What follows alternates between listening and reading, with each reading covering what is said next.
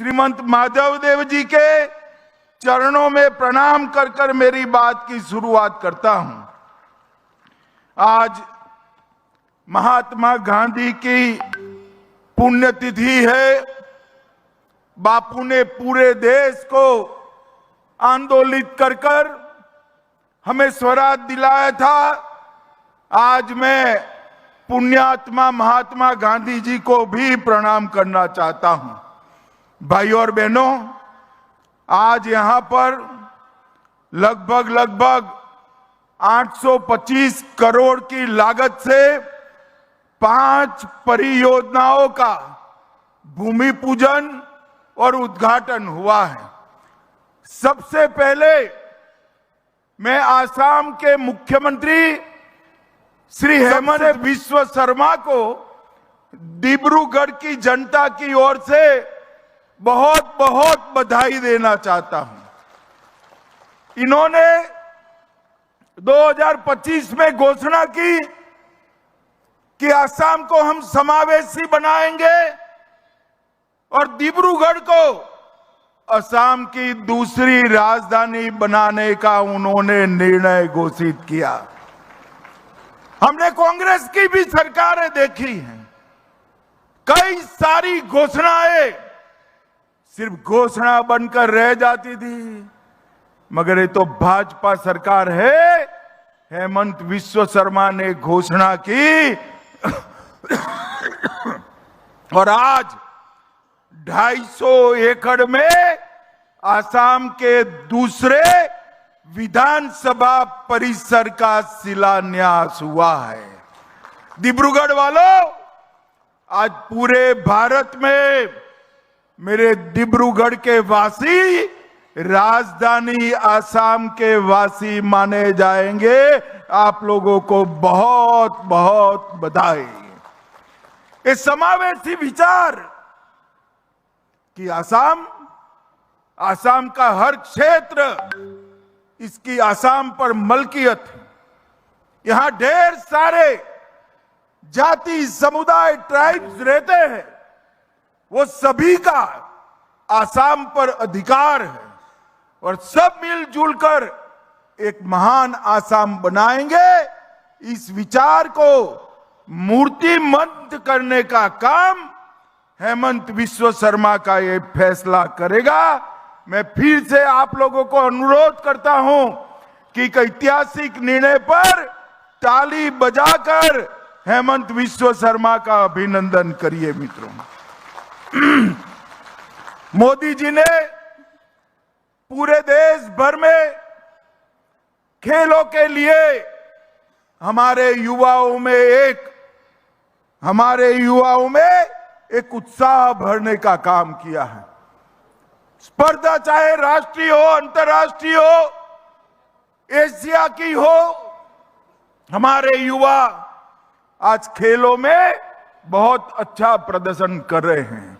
युवाओं के उत्साह से कुछ नहीं होता जब तक खेल का इंफ्रास्ट्रक्चर, खेलने की सुविधा, ट्रेनिंग की आधुनिक व्यवस्था, पारदर्शी चयन और खिलाड़ियों को सरकार की ओर से आर्थिक सहयोग नहीं मिलता है, खेल पनप नहीं पाता है।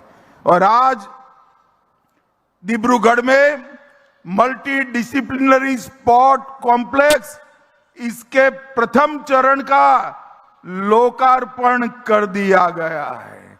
मित्रों, अब 240 करोड़ से 106 बीघा में indoor stadium, swimming pool, football मैदान, lawn tennis court, basketball court, volleyball court, खिलाड़ियों की हॉस्टल और कोच को रहने की जगह, एक प्रकार से विश्व भर के जो आधुनिक स्पोर्ट्स कॉम्प्लेक्स होते हैं, ऐसा स्पोर्ट्स कॉम्प्लेक्स का पहला चरण आज बनकर यहां लोकार्पित किया गया है।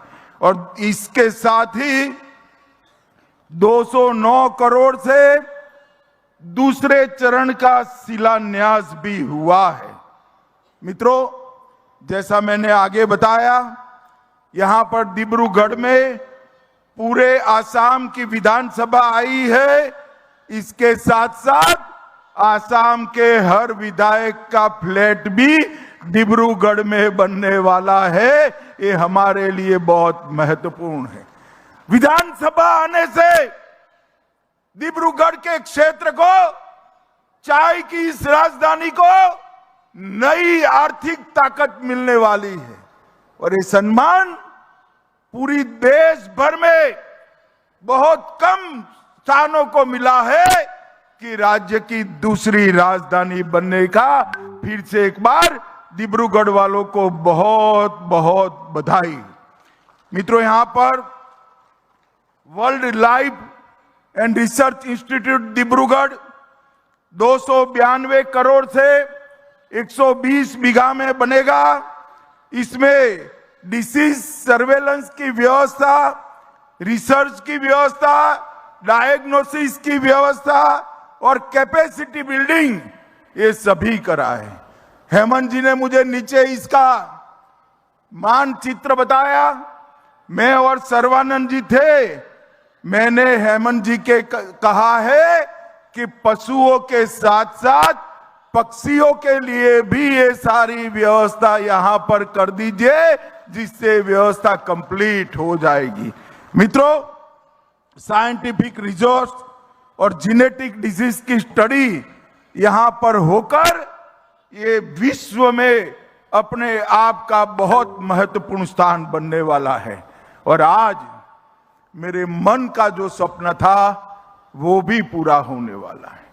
मित्रों, आसाम की नदियां हमारी संस्कृति की धरोहर है, हमारे किसानों की आर्थिक जीवादोरी है और आसाम की नदियां हमारे लिए मां के समान है। मगर जब बाढ़ आती है, वो रौद्र रूप जब धारण करती है, हर साल कई जगह पे विनाश बिखेरती जाती हैं। हमने कुछ साल पहले स्पेस एप्लीकेशन सेंटर से आसाम का एक प्रकार से सर्वे किया और आसाम के सर्वे के आधार पर बड़े बड़े वेटलैंड आइडेंटिफाई किए और ये ब्रह्मपुत्र का पानी, बाढ़ का पानी, बड़े बड़े 15 तालाब बनाकर हम इसमें डाइवर्ट करेंगे और बाढ़ को रोकने का काम करेंगे। और मित्रों, गत चुनाव में हमने वादा किया था कि हम आसाम को बाढ़ मुक्त बनाने का एक रास्ता ढूंढेंगे और अगले चुनाव के एंड पहले आज इसका भूमि पूजन होने जा रहा है। ये बड़े तालाब बनेंगे जहां से इरिगेशन होकर आसाम के किसानों को 3 बार वर्ष में क्रॉप लेने की सहूलियत होगी। यहां पर पशुपालन बढ़ेगा, डेयरी उद्योग भी बढ़ेगा और ये बड़े बड़े तालाब स्पोर्ट्स के लिए, वाटर स्पोर्ट्स के लिए भी काम करेंगे और टूरिज्म का भी बहुत बड़ा आकर्षण का केंद्र बनेगा। सालों से आसाम बाढ़ की समस्या से ग्रस्त था और भारत सरकार के गृह मंत्रालय ने 692 करोड़ रुपया खर्च कर ये प्रथम चरण 15 वेटलैंड को डेवलप करने का किया है।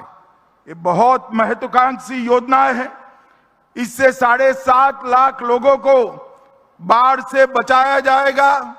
लगभग 77,000 हेक्टेयर भूमि सिंचित होगी, फ्लड की पीक कम होगी और वाटर होल्डिंग कैपेसिटी